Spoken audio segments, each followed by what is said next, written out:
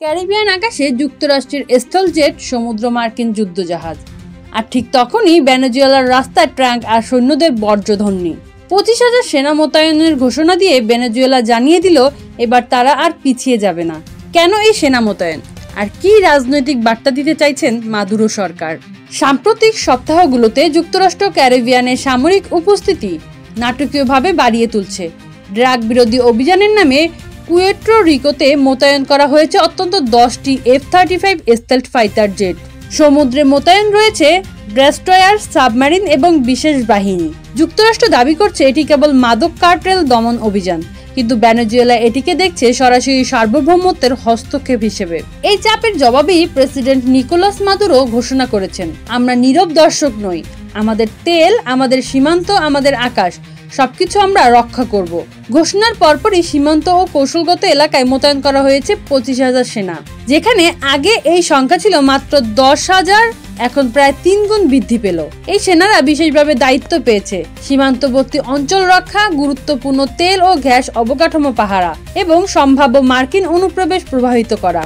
Maduro স্পষ্ট বার্তা দিয়েছেন, ভেনেজুয়েলা যুদ্ধ চায় না, কিন্তু যদি আঘাত আসে প্রতিরোধ করবে শেষ বিন্দু পর্যন্ত।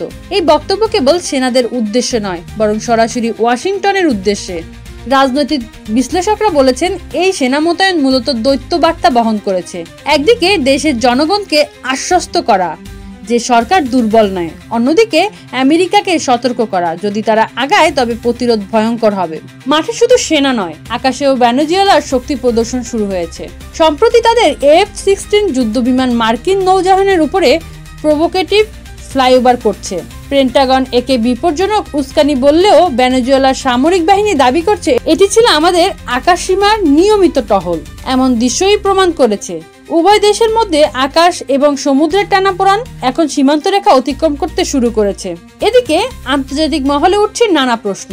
যুক্তরাষ্ট্রের সামরিক হামলায় যেভাবে 11 জন নিহত হয়েছে তা নিয়ে মানবাধিকার সংস্থাগুলো ডিউ প্রসেস বা আইনি প্রক্রিয়া লঙ্ঘনের অভিযোগ তুলছে। সেনেটরা পর্যন্ত বলছে কেবল মাদক বিরোধী যুদ্ধের নামে এই ধরনের আক্রমণ কি ন্যায়সঙ্গত?